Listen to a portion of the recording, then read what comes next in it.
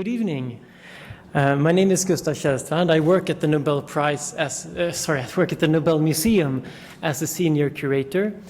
What I do at the museum is I study the history of the Nobel Prize. Currently, I'm going through the archives of the Nobel Foundation and trying to look at the way the Nobel Foundation has worked since its beginning up until the present day. And I would like to try this evening to share with you some of the thoughts and insights that I've been having during my work, and I hope you find it as fascinating as I do. When we talk about the Nobel Prize and want to understand its impact, we really need to start by understanding the founder of the prize, Alfred Nobel. Because the Nobel Prize, even as it exists today, over almost 120 years after his death, it's still the embodiment of his ideas. And Alfred Nobel was a businessman and an inventor, but he was also a person who was very much interested in philosophy and literature, and this means that he was a person with broad interests.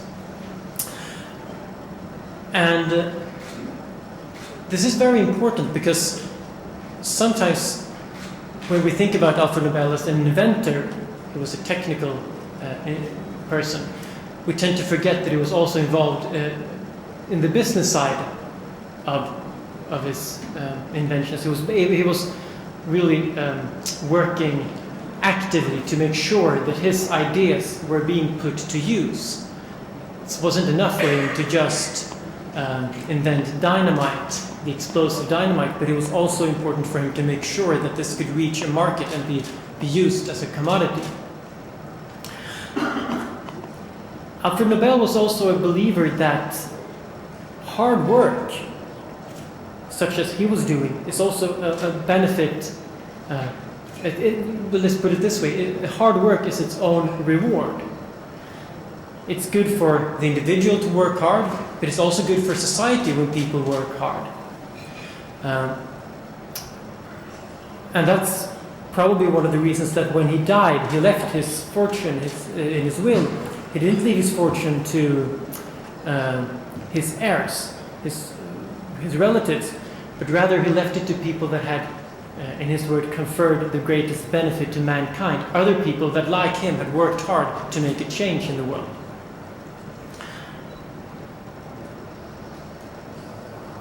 And of course, Alfred Nobel knew firsthand that ideas can change the world.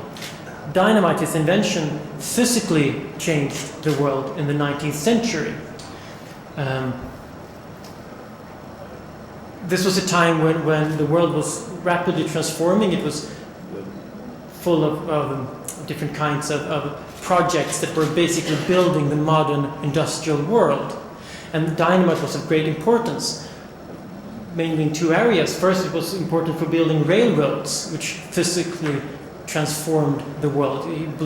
Dynamite could make tunnels, it could make the railroad tracks move straighter and more even. And this, of course, helped communication and transportation a lot. So it provided the infrastructure for the modern world.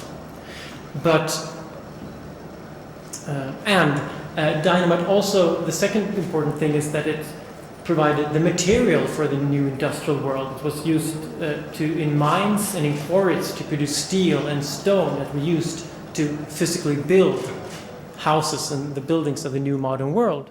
And then, of course, even though dynamite surely changed the world very much, what Nobel is remembered for today is much more his will that he wrote just a year before he died.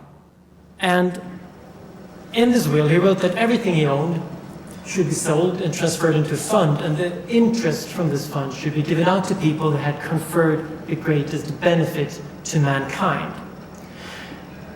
And to understand the Nobel Prizes, we really need to understand a little bit more what this benefit means. Because benefits to mankind can mean, well, it has been taken to mean, for example, practical applications. which is certainly true. Alfred Nobel was an inventor himself, so practical inventions and applications was certainly on his mind. But Nobel was also an idealist and a philosopher, and he also thought that knowledge itself is important. So to be of benefit of mankind, it's not just to be practically useful, but it's also ideas that can confer knowledge throughout the world, to make further our knowledge and make us see the world in a new light.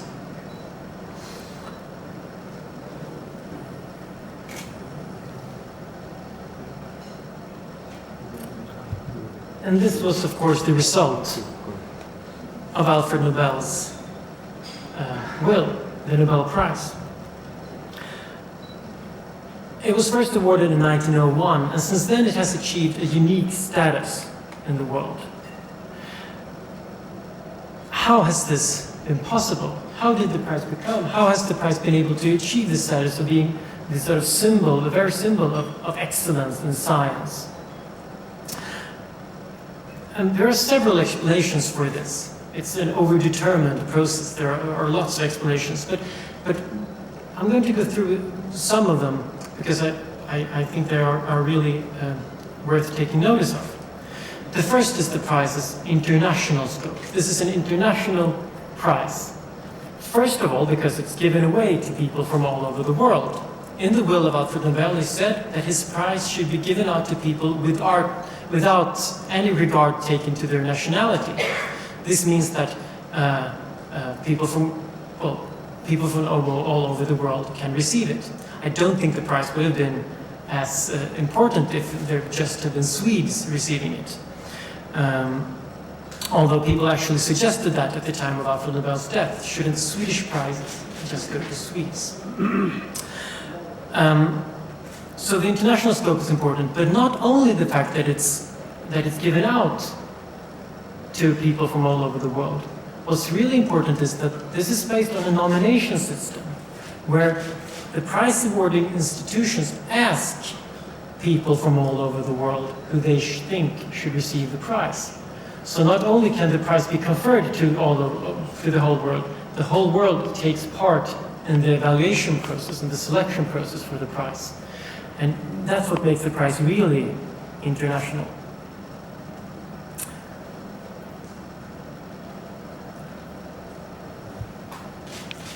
These are the institutions that decide who the prize winners should be. This is the Swedish Royal Academy of Science. They give out the physics, chemistry, and since 1968 also the prize for the Memorial Award for Economic Science. This is the Karolinska Institute. They give out the medicine prize, a prize for physiology or medicine. And this is the Swedish Academy of Literature, which gives out the Literature Prize, and this is the Norwegian Nobel Committee, gives out the Peace Prize. I should also mention that this building, on the second floor, that's the Swedish Academy.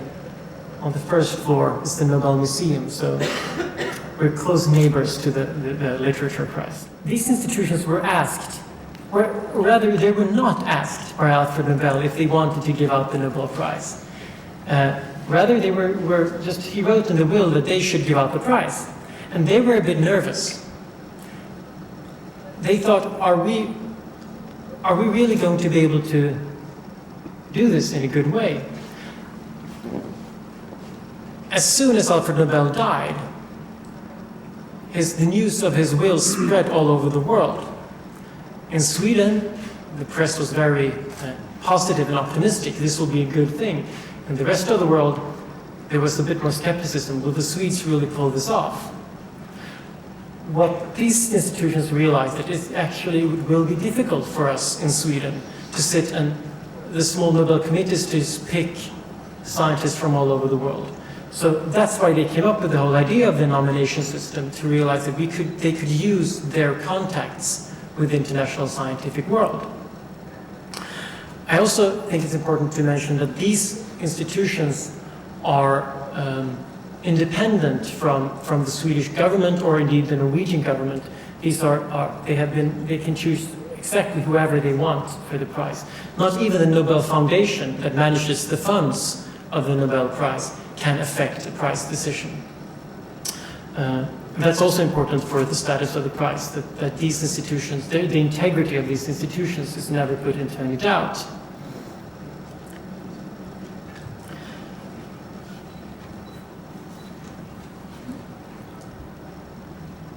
But apart from the international scope of the prize, what's really important today is, of course, picking the right Nobel laureates. Otherwise, the prize would not have the status that it has. This creates a long list of Nobel laureates, and by choosing the right people already from the beginning and making very few mistakes in the process throughout these 100 years, the prize-awarding institutions have slowly built up a system where the new recipients of the prize, they, so to speak, they inherit the prestige of their predecessors. When you become a Nobel laureate, you join these people. All the great minds that have won the Nobel Prize, you join and become one of them. And this history really makes the Nobel Prize unique, since this has been going on since 1901. And when you look at the different fields of the Nobel Prize, you can truly see that one way, when we speak of impact, you can see that if you look at the development of science in these different fields, the most important discoveries have almost always been awarded with Nobel Prizes.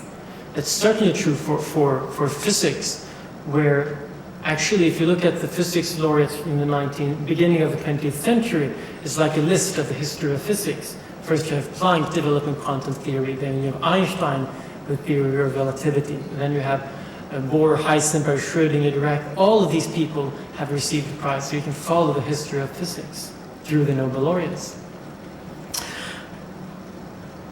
And even though there are many other prizes in the world, this whole history makes the Nobel Prize unique and makes the status even more important. A third reason why the Nobel Prize is unique and it received this high status is the home of the prize. The fact that it's a Swedish institution. This is what I mentioned, that there was some skepticism internationally. This is a quote from the New York Times, which said that a number of eminent men of Norway and Sweden will have a task before them which will inevitably bring them more trouble than glory. This was in 1897. What they thought was that Sweden is a small country on the periphery of Europe. They will not be able to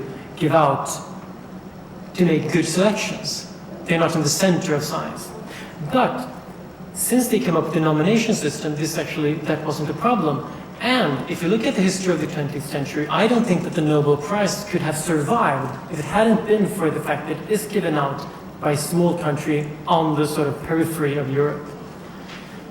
If you look, for example, during the Cold War, the era of the Cold War from 1945 to 1989, during that time, Sweden was in a position between the United States and the USSR. Scientists from both countries received the Nobel Prize, so they could claim that they were actually neutral. If the Nobel Prize would have been given out by one of the great powers, this was the criticism for the prize being political would have been much more harsh and much more probably more true as well. I think today they have the Nobel Prize has a real legitimate claim when they say that they are not political but scientific. A fourth factor why the prize is important is money. At least it was in the beginning. That's why I chose this old picture. This is a Nobel Award ceremony in 1903. You can see on the right there, you can see the actual literature prize where receiving his prize. At the time of the first Nobel Prizes, each prize represented 25 years' salary for a university professor. So everyone knew that to receive a Nobel Prize was to become rich.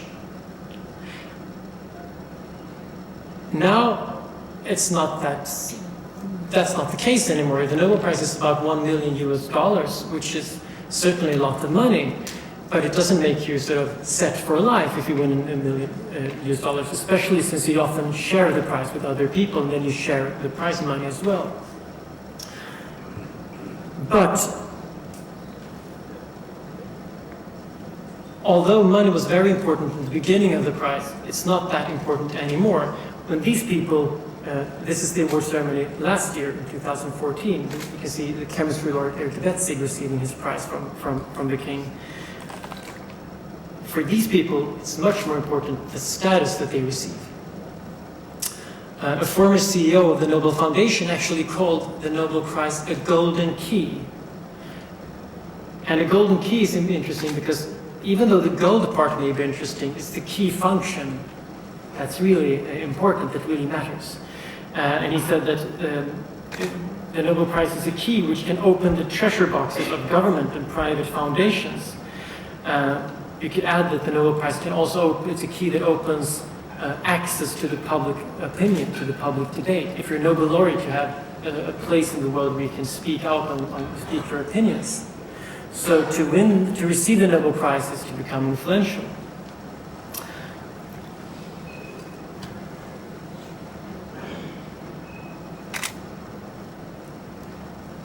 Now, actually, I have to mention one thing. I've said it's difficult not to make this mistake. So if you do make this mistake yourself, I won't blame you because I do it too. But you shouldn't talk about Nobel Prize winners, because you don't win the Nobel Prize. You receive the prize, and you become a Nobel laureate. The point here is that the Nobel Prize is not a fair prize. It's not a contest, and it's not fair. There are so many people in the world that deserve to be recognized for the Nobel Prize. This whole nomination process, they get lots of nominations, several thousand. Of these, you can narrow down to a short list.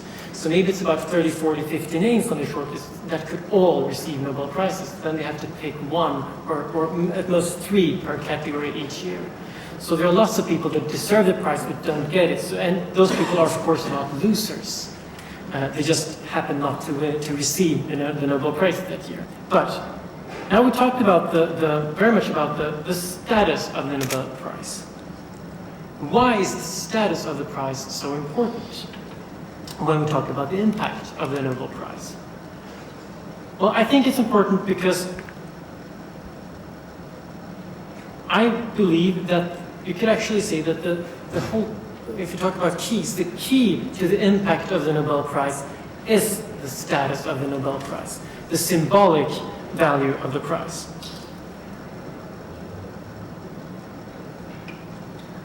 Again, the impact of the Nobel laureates is, of course, immense. But it would be strange to think that scientists like Einstein or James Watson and Francis Crick, that they would not have discovered relativity theory or the DNA double helix without there being the possibility of receiving a Nobel Prize. I don't know of any Nobel laureates that have had winning the Nobel Prize or receiving the Nobel Prize as their goal with their careers. Rather, most scientists hope that one day they will receive it, but they all know that this is a very small chance. Peter Doherty, who won the Medicine Prize in 1996, actually wrote in his book, the foreword, he called his memoirs "How to Win the Nobel Prize," and he wrote that. So you want to learn how to win a Nobel Prize? Well, you should know that the chances are you have a better chance of winning the Olympic gold medal, much better chance of winning the Olympic gold medal than winning the Nobel Prize. So don't get your hopes up. Don't get into science to win a prize. But that doesn't mean that the prize is not important and doesn't have an impact. Because what the Nobel Prize, through its status, what the prize does is that it makes these contributions known to the general public. For example, by exhibitions like the one right here and lectures like this one right now, it makes the Nobel Prize known and it spreads the ideas and values of science and of the Nobel Prize throughout the world. And this, I think, is the first key to the impact of the Nobel Prize, the fact that for individuals, it confers the idea that people can make a difference and can inspire people to work hard in their respective fields.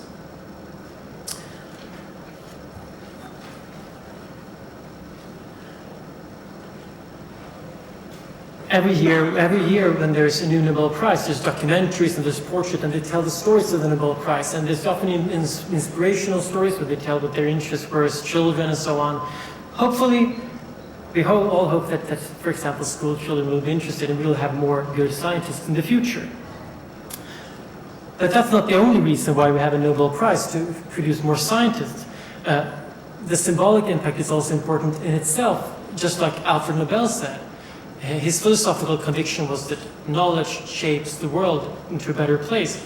This is what one of the Nobel laureates in chemistry 2006, Roger Kornberg, said at his acceptance speech at the Nobel Prize banquet in 2006. In a world beset by irrational influences, often with devastating consequences, the Nobel Prize call attention to the triumph of reason. And this is, of course, also part of the Nobel legacy, that the symbolism of knowledge shaping the world into a better place. It's not only to produce new scientists, although that is good as well.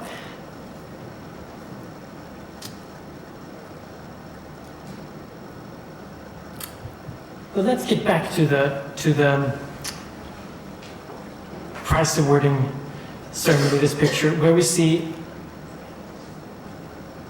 all of the people up there on stage, the one in the red chairs, they have just received the Nobel Prizes. They are not just there for their own sake, they're there as creative individuals, but they are there because they are also there as representatives of their institutions, of their nations, of their cities. And the Nobel Prize has not only an impact on individuals, but also on institutions, and indeed on nations on that scale. Receiving the prize is often seen, since it's an international prize, as sort of a recognition of a nation's level of scientific excellence and so on. I think that we should be a bit careful when we talk like that, because the Nobel Prize is an international prize and the spirit should be international. And when we look at the Nobel Prize, what seems to be important is not so much where people are born, but the important thing is where people work, the institutions where people work. So we should take a look at when we look at the impact of the prize, we should also look at the institutional level. And at the Nobel Prize, we do this. I know some of you was probably here for last week's lecture with Tobias Bexell from the Nobel Museum, and I know that he talked very much about the importance of creative environments. And the status of the Nobel Prize means that many organizations try to create these creative environments. And how do you do that? Well, let's take a look at a historical example. One way to do that would be, well, if you want to create a good place, why not just put the smartest people that you know together in one place? This is an example of an institution that tried to do just that, the Institute for Advanced Study in Princeton, in New Jersey.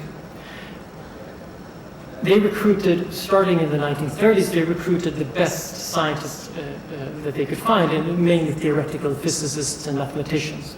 Their very first recruit was Albert Einstein. And actually, it's quite funny, when they asked him, Professor Einstein, what will you need when you're here at the Institute? At your office, you're the greatest scientist alive, you have all the funding that you need, what do you want in your office? And he said that, well, I want a paper and a pencil so I can write down my ideas, and I want a big wastebasket so I can throw all the bad ideas away. And he realized that in the science process you have more bad ideas than good ideas, but the good ones can really matter.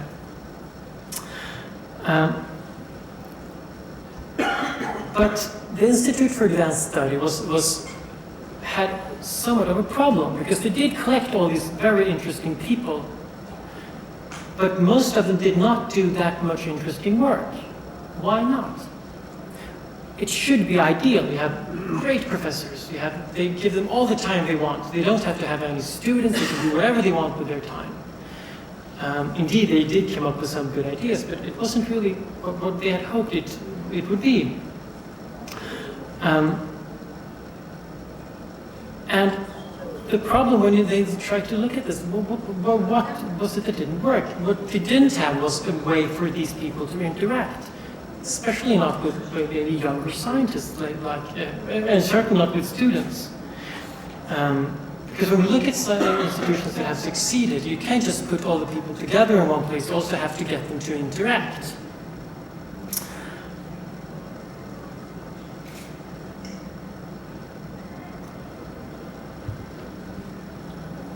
So I took this picture. This is one of the pictures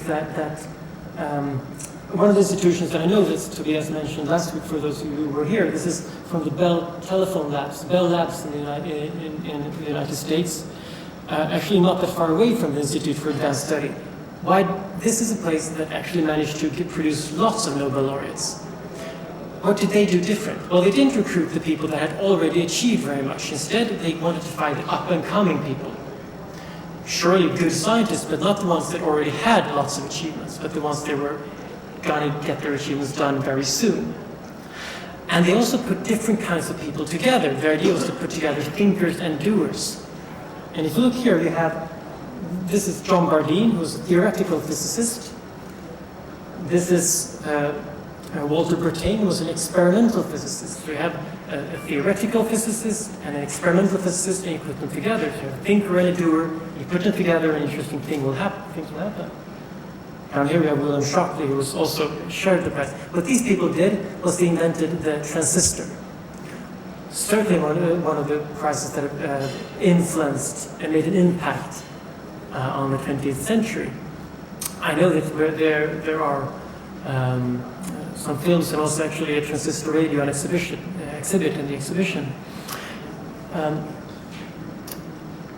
This is also sort of what happens when you put people together that are competitive, because what happened is that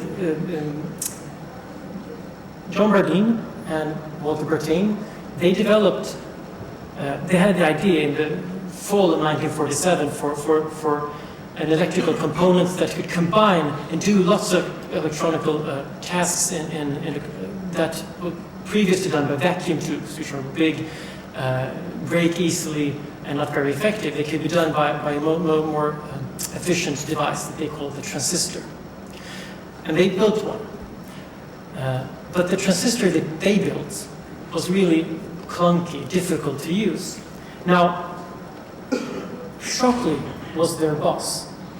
He had some ideas in this direction, but he didn't get there. So his employees got there before him and developed the transistor. He realized this is a great discovery, and maybe they will get the Nobel Prize. So he went home. He was really angry, and he stayed home for the entire Christmas holiday that year in the 1947, and for the New Year. And in January the next year, 2-3 weeks later, he had improved the transistor into the PMP kind of transistor, the kind basically we use, well, with some modification, we still use today. And he shared the prize, the two inventors of the principle and the one that made it really useful. And this may actually be one of the very, very few cases where Shockley did his work, because he was, well, mainly angry and he really wanted to get the Nobel Prize. But competition can also be good sometimes. Another really interesting thing about these people that I have to mention when we touch this point of many things we talked about, John Bardeen is a person that most people haven't really heard his name. Everyone has heard of Einstein, maybe some of Richard Feynman. Those are the great physicists of the 20th century. John Bardeen is the only physicist that won the Nobel Prize twice. After developing the transistor, he kept on working in theoretical physics and developed a theory of superconductivity. which he received the prize for in 1972. He was actually working on that when he got the telephone call from Stockholm that he had received the Nobel Prize for the transistor, and he was upset because he's one of the people that he doesn't think that applications are as important as the pure ideas.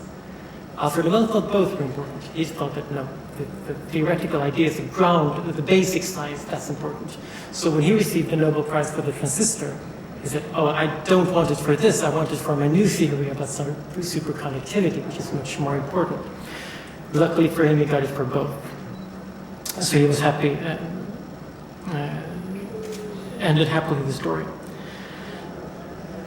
And Bell Labs is actually a great place. Transistor was a very, to exemplify the Nobel Prize, because the transistor was an important discovery.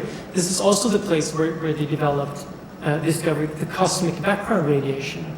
And this is still an application that tells us so much about how the universe has developed. It doesn't give us any practical application at all. But this was actually discovered in a commercial company's research and development lab. And what this tells us about the impact of the Nobel Prize is that these discoveries have all been awarded with the Nobel Prize. If there had been no Nobel Prize, maybe a discovery such as the cosmic background radiation wouldn't have been so well known. And Penzias and Wilson won the prize would not have been famous figures outside of a very small circle of astrophysicists. But now people can recognize that this is what can happen. Even if you have a commercial company and you put money into it, you can have all these things, but you can also get many applications from that kind of laboratory.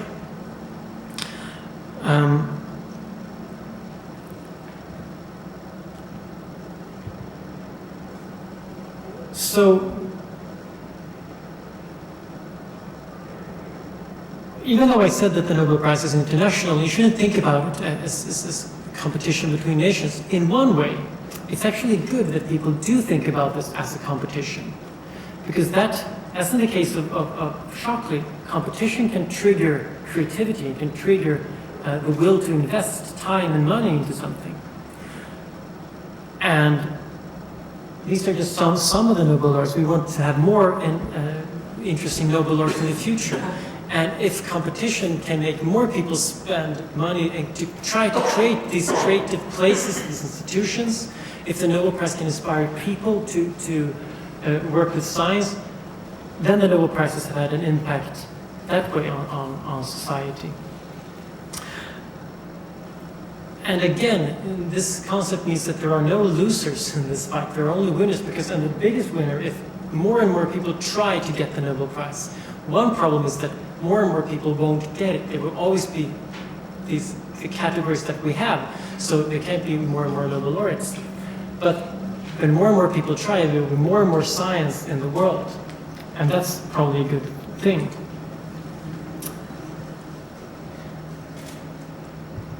My last slide is this. This is a picture of the Nobel Foundation's own proposed creative center. This is called the Nobel Center. It will be ready in Stockholm roughly 2020, so in 5 years, maybe, hopefully a bit earlier, but we hope 2020 at least. And this will be a place where we hope, it's not a scientific institution. We won't have scientists doing creative environment like that, but rather it's an institution that we hope can spark creativity by getting people to meet, to supply the sort of meeting ground that, for example, failed a little bit at the Institute for Advanced Study, where you have great scientists working, but they didn't reach out with their views and their experience. This is a place where Nobel laureates can come and reach out with their experience, and that can make the impact of the Nobel Prize much bigger. The impact can then is already, but we can really make it even more so, that the people who receive the prize can sort of will keep inspiring people directly. We hope that they will use their prize as a golden key, again, a golden key to this golden building where they can get in and they can talk to people and inspire them. Well, first of all, we can talk about, I think there are two impacts of the Nobel Prize. And the first is that it highlights people's achievements. It makes individuals' achievements known to a broader audience, and it can inspire people to try to have ideas changing the world, as the title of this exhibition. And doing this not only by making practical discoveries, but also by making the world into a better place, by creating more knowledge and affecting people's world views. I think that this is also important. I haven't talked about that very much, but this idea of changing world views. We also have a Nobel Prize for literature that can also change the world by changing the way we look at the world. But that's the individual impact of the Nobel Prize. There's also a more institutional impact of the Nobel Prize, and that's that it puts science on the agenda. Because of its status, and it's the really most coveted prize in the world, it gets people, governments, institutions, foundations to talk about science, to try to invest in a good way to create places where Nobel laureates can be created. And this in itself, I think that science, well, you can put it this way: a world conducive to science, a world that allows for good science, is a world that's also conducive to creativity, to progress, and to enlightenment and knowledge. And I think that is a good place, a good world to live in.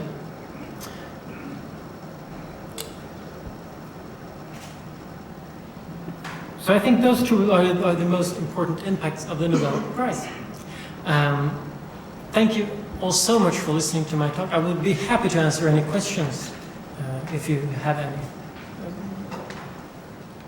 Thank you so much, Dr. Gustav. One of the questions I have, you said in the early that he was maintaining that all the invention he was doing, it goes to the market. Can you brief us how he was making sure that these kind of inventions goes to the market with the right people? Yes. Sorry, just my other question is, you said that the Nobel Awards is not something you win, it's something you receive. Yeah. During that time, especially on the pictures you showed us on 1903, were there any campaigns encouraging the people to try to think with more ideas? And were these campaigns focusing more what really the world need, or how am I going to receive Nobel and be rich? Thank you. Thank you. Well, both very good questions. If you look at the beginning, to answer this, well, I can answer them in the right order. First, to talk about Alfred Nobel. Well, what I meant by saying that he made sure that his products came to good use is that, first of all, what he did was he invented dynamite, and he had this product. He had a factory in Germany where he sold dynamite. And on a personal level, he quite rapidly became very rich. So he could have withdrawn from science, from business, basically when he was about 40 years old, and he would have lived a happy life to do experiments in his laboratory, which he himself claimed that was his dream. But why didn't he do that? Well, he wanted to stay to keep on working, and what it so that's how we know that he really wanted to. He wanted to keep on working in the business side, not just science research. He wanted to keep working on the business to make sure that he didn't just sell dynamite in Germany or Great Britain. He wanted to be able to build a global business empire. And we don't think, I mean, this could have been motivated just by wanting to make more money, but he claimed that it wasn't that reason. He claimed that it was more important that to make sure that his ideas was making an impact. And he was really, this was very hard for Alfred Nobel, because what he did was he had to create companies in all the different countries that he started manufacturing dynamite in, since it's an explosive which was difficult to transport across borders. So there was one German dynamite company, one British, two American, one in France, and so on, Sweden, and so on, and one in Japan, one in Australia.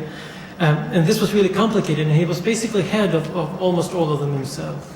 So he was traveling a lot, and he was working really, really hard to make sure that all these companies worked. So that's what I mean, that he made sure that it reached a broad market. Now, the second question,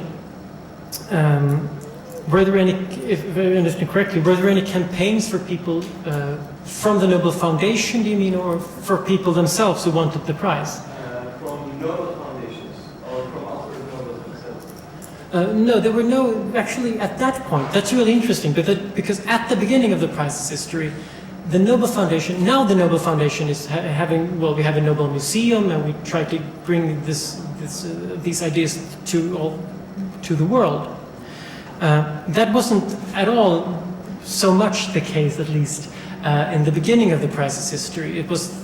They were just hoping that the rest of the world would follow and sort of be interested in the Nobel Prize. They weren't that active in campaigning or media. They weren't sort of trying to get people to be interested in the prize.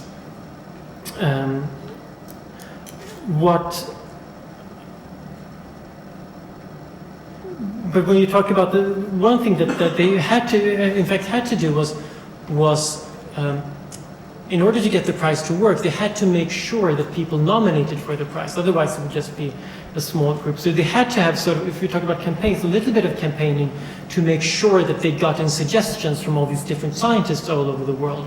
And that could sometimes be a little bit tricky. In the first year, for example, there were 29 nominations for the physics prize. I think last year, now it's about 3,000 or 4,000 nominations, so it's a bigger system right now. But they were also, but actually they didn't want to oversell it, because they were also a bit afraid that all these scientists who were asked to nominate would start nominating themselves. So they made a rule that you can't nominate yourself for a Nobel Prize. You have to be nominated by someone else. Thank you so much. Thank you. Any more questions?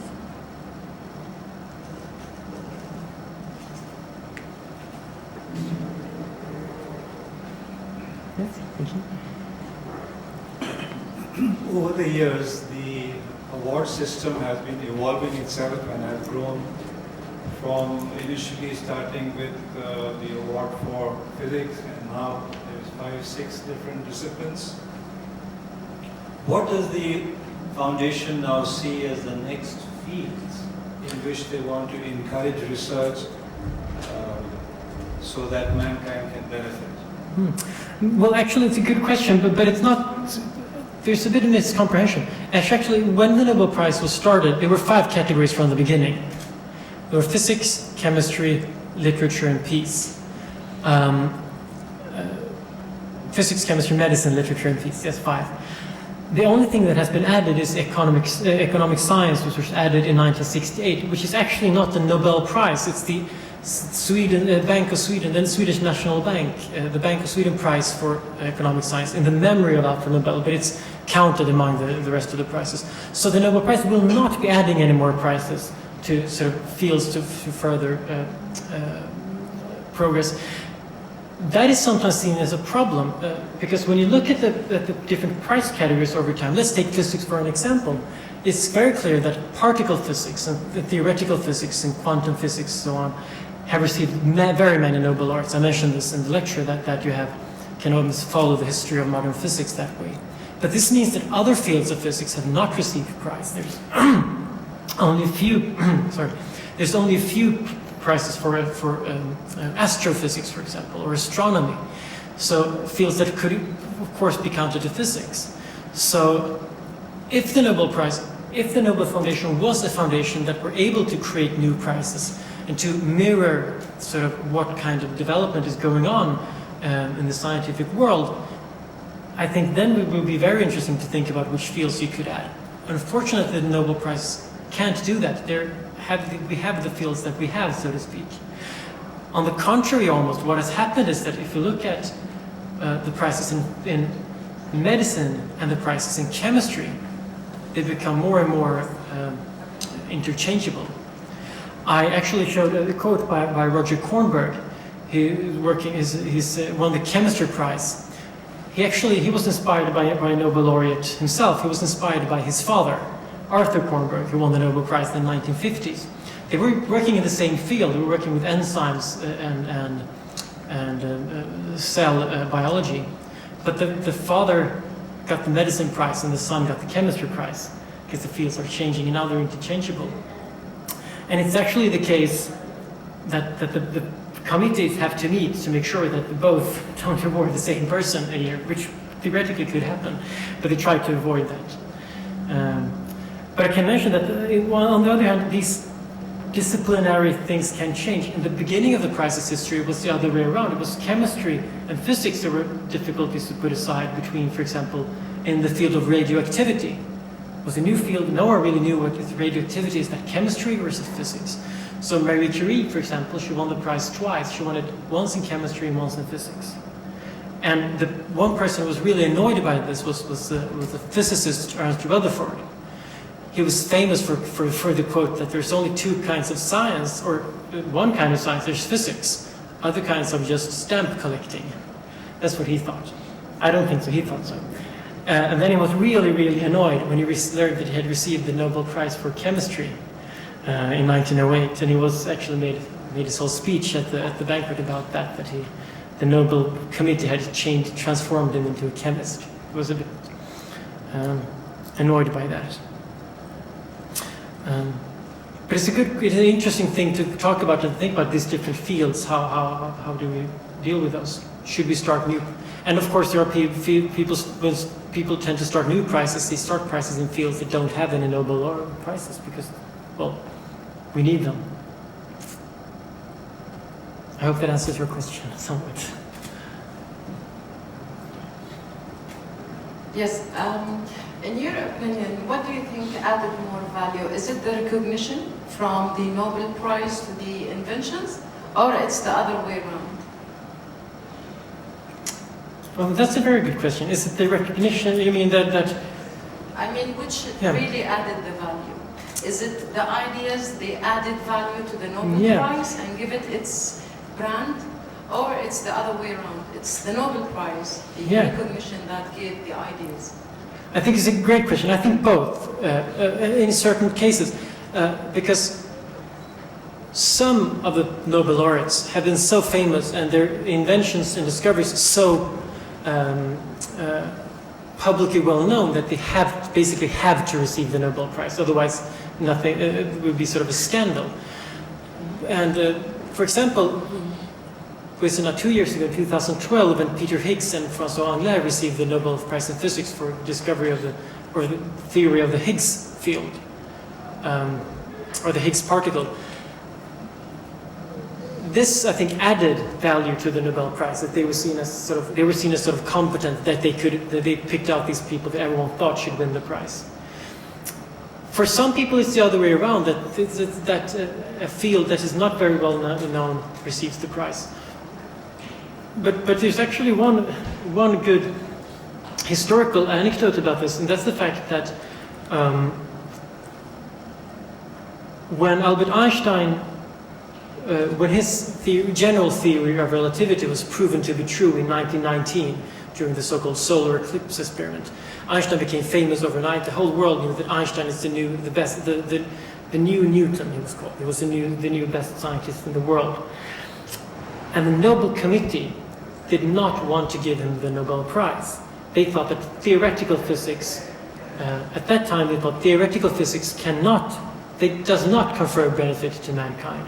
And the theory of relativity is philosophy, it's not physics. So we will not give Einstein the Nobel Prize.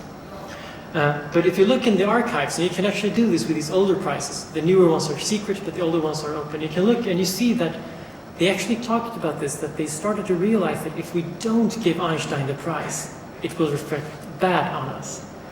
So they had to give Einstein the prize. And what they did was, of course, to find another way to award him, not for the relativity theory, but for the photoelectric effect, which is also a very important scientific theory. So indeed, it awarded the prize. But the important thing there is that in that case, it was really, really the case that Einstein gave status to the Nobel Prize. But I think you can see it as sort of a battery charger almost. You can see that you give the prize to discoveries or people that are well known and have high status, and that sort of increases the value of the prize. And then you can give it to less known people, and you can maybe that lowers the value because you can sort of give them some of the status as well.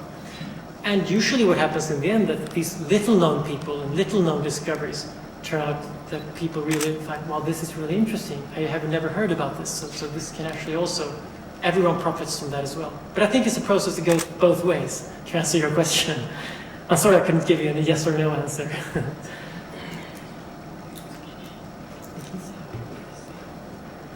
Dr. Gustav, the Emirati generation, where do you see us in Nobel Prize? Are we very far or are we very close?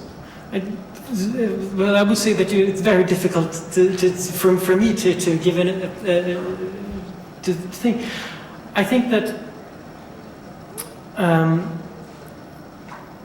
well, if you look at one person from the Arab world who won the Nobel Prize, Ahmed Sevail, who was in the exhibition several places, he said several occasions that we should be.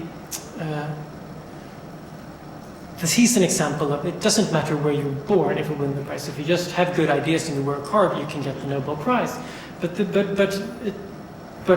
way he got the prize was of course, to have good education where he lived, but also to travel he went to the United States to travel to these creative centers that we have in the world. And I think that for any region of the world that wants to receive more Nobel Prizes, there are basically two ways to do this. Either you help people from your region to travel to these creative sites, wherever they may be. The other way is to create those sites yourself and get people there. I think that the best idea would probably to do both. But I think sometimes when we look at the United States, they get like all the Nobel Prizes. That's not because people who are born in the United States are smarter than everyone else. It's because the American universities are very creative institutions. And they were built to be that way in the basically, especially after the Second World War. But it's really important to remember that in the 1920s and 1930s, the United States were asking the question, we are not getting any Nobel Prizes. The Europeans are getting all the Nobel Prizes. What do we do? And of course, what they did was to go to Germany, which was the best country in physics, and they trained in physics, and they went back to the United States and built great universities there. That's basically what Japan did in the 1940s and after the Second World War, started to send Japanese scientists to the United States. Now Japanese universities are getting much better and better, and the Japanese are garnering lots of Nobel Prizes. I think for any region of the world to do both these things, to send people to creative places and to build creative places, is probably a good way to do it.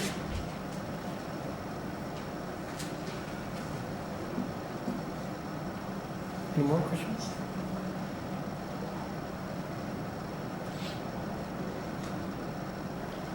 No. Well, thank you very much for having me, and I will be here around if you want to come take anything. Thank you.